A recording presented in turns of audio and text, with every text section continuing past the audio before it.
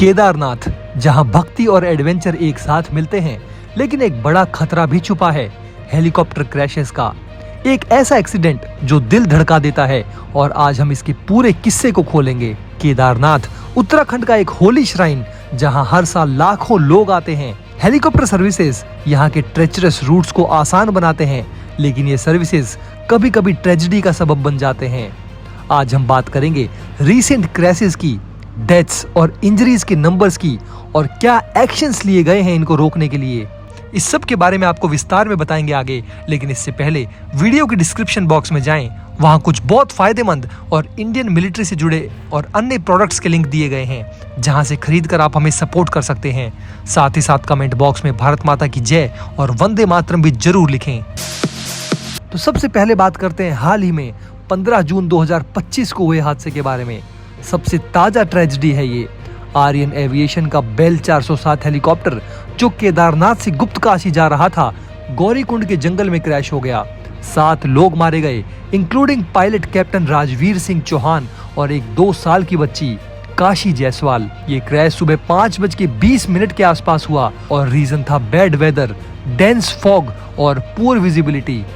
Helicopter ने take off के 10 minute के अंदर ही कंट्रोल खो दिया और जंगल में जाकर गिर गया। उसके बाद बात करते हैं 8 मई को हुई घटना के बारे में, जो कि एक और बड़ा क्रैश था उत्तरकाशी में, गंगोत्री रूट पर। Aero trans services private limited का हेलीकॉप्टर गॉर्ज में जा गिरा। 6 लोग मारे गए, including pilot captain Robin Singh.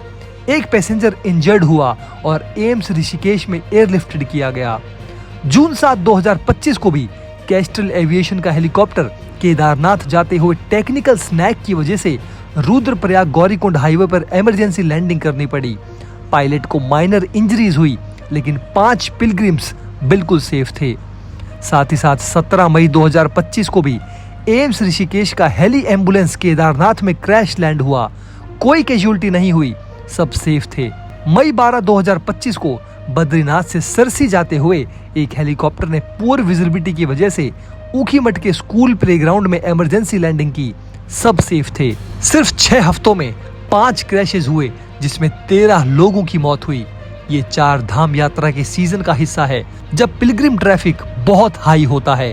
पिछले सालों के क्रैशेस की बात करें तो 31 अगस्त 2024 को एक डैमेज्ड हेलीकॉप्टर जो इंडियन एयरफोर्स के Mi-17 चॉपर से एयरलिफ्टेड हो रहा था, केदारनाथ में गिर गया। कोई कैजुअल्टी तो नहीं हुई, लेकिन ये इंसिडेंट सेफ्टी कंसर्न्स को हाईलाइट करता है। इसी के साथ साथ पिछले साल मई 24 को एक प्राइवेट हेलीकॉप्टर ने टेक्निकल ग्लिच की वजह से केदारनाथ के पास इमरजेंसी लैंडिंग की। 6 पिलग्रिम्स और पायलट सेफ रहे। 2023 में भी अप्रैल और जून के महीने में ऐसी ही घटनाएं देखने को मिली। 2022 में 18 अक्टूबर को केदारनाथ के पास एक प्राइवेट चॉपर क्रैश हुआ, जिसमें 7 लोग मारे गए। 2019 और 2018 में भी एक प्राइवेट चॉपर क्रैश हुआ, लेकिन कोई कैजुअल्टी नहीं हुई। 2019 और 2018 में एक प्राइवेट चॉपर क्रैश हुआ। साथ ही साथ एयरफोर्स कार्गो हेलीकॉप्टर केदारनाथ में लैंडिंग के दौरान फायर पकड़ गया, जिसमें 1 मौत और 3 लोग इंजर्ड हुए। टोटल क्रैशेस की बात करें तो पिछले 5 साल में 10 रिपोर्टेड क्रैशेस हैं, जिसमें से 5 बहुत फेटल थे। इन क्रैशेस में 47 से भी ज्यादा लोगों की मौत हुई और दर्जनों लोग घायल हुए। अब बात करते हैं कि क्यों होते हैं ये क्रैशेस। तो देखिए, केदारनाथ का एरिया बहुत ही चैलेंजिंग है। माउंटेनियस एरिया, नैरो वैलीज और अनप्रेडिक्टेबल वेदर जैसे डेंस फॉग और सडन विंड्स फ्लाइंग को सुपर रिस्की बनाता है। पायलट्स को विजुअल क्यूज पर डिपेंड करना पड़ता है, क्योंकि यहाँ एयर ट्रैफिक कंट्रोल या वेदर स्टेशंस नहीं हैं।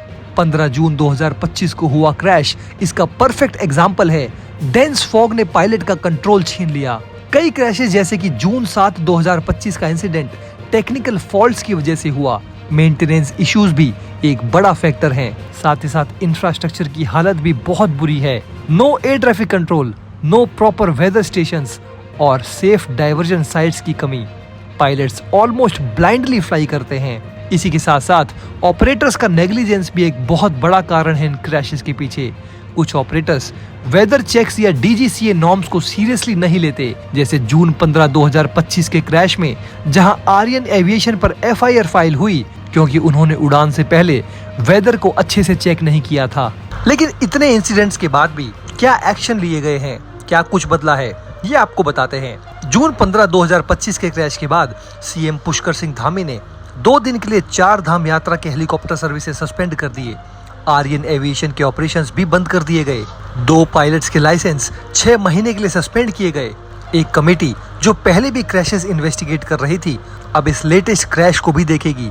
ये नेग्लिजेंस और सिस्टमैटिक लैप्सेस को आइडेंटिफाई करेगी। सीएम धामी ने स्ट्रिक्ट एसओपीज बनाने का ऑर्डर दिया है, जिसमें मैंडेटरी टेक्निकल चेक्स और एक्यूरेट वेदर इंफॉर्मेशन शामिल है। लॉन्ग टर्म मेजर्स में देहरादून में एक डेडिकेटेड सेंटर बनाया जा रहा है for better management of helicopter services. DGCA ने लाइव मॉनिटरिंग और सरप्राइज ऑडिट स्टार्ट किए हैं। ऑफिसर्स को केदारनाथ वैली में हेलीकॉप्टर एक्टिविटीज मॉनिटर करने के लिए पोस्ट किया गया है। हाई ऑल्टीट्यूड फ्लाइंग के लिए पायलट्स का एक्सपीरियंस चेक किया जा रहा है। केदारनाथ घाटी में हाल के टाइम में हेलीकॉप्टर उड़ाने में दरअसल कमी ये थी कि डेडिकेटेड एयर ट्रैफिक कंट्रोल और वेदर स्टेशंस की कमी थी, जो पायलट्स के लिए बड़ा चैलेंज है। इंडस्ट्री के एक्सपर्ट्स बोल रहे हैं कि जब तक बेसिक सेफ्टी इंफ्रास्ट्रक्चर नहीं आता, 4 धाम फ्लाइट्स को टेम्परेरीली बंद कर देना चाहिए। इन क्रैशेस की प्रिवेंशन के लिए केदारनाथ वैली में एयर ट्रैफिक कंट्रोल और वेदर स्टेशंस लगाए जाने चाहिए। ये पायलट्स को रियल टाइम डेटा देगा, जिससे क्रैशेस कम होंगे। साथ ही साथ ऑपरेटर्स के लिए मैंडेटरी वेदर चेक्स और रेगुलर मेंटेनेंस ऑडिट्स होने चाहिए। डीजीसीए नॉर्म्स को स्ट्रिक्टली फॉलो करना होगा। साथ ही साथ हाई ऑल्टीट्यूड हिमालयन फ्लाइंग के लिए स्पेशलाइज्ड ट्रेनिंग प्रोग्राम्स चाहिए, जिसे पायलट्स इन टफ कंडीशंस में भी हैंडल कर सकें। जब विजिबिलिटी लो हो या वेदर खराब हो, फ्लाइट्स को कंप्लीटली बंद कर देना चाहिए। इसी के साथ साथ मॉडर्न नेविगेशन सिस्टम और जीपीएस बेस्ड टूल्स हेलीकॉप्टर्स में इंस्टॉल किए जाने चाहिए, ताकि विजुअल क्यूज पर डिपेंडेंसी कम हो। केदारनाथ के हेलीकॉप्टर क्रैशेस एक सीरियस इशू हैं। ये ट्रेजेडीज दिल को छू जाती हैं।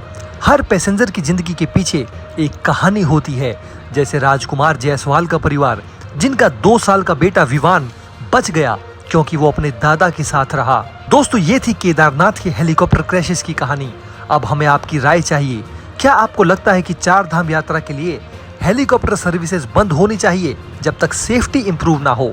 कमेंट में बताएं और इस वीडियो को शेयर कीजिए ताकि अवेयरनेस फैल सके।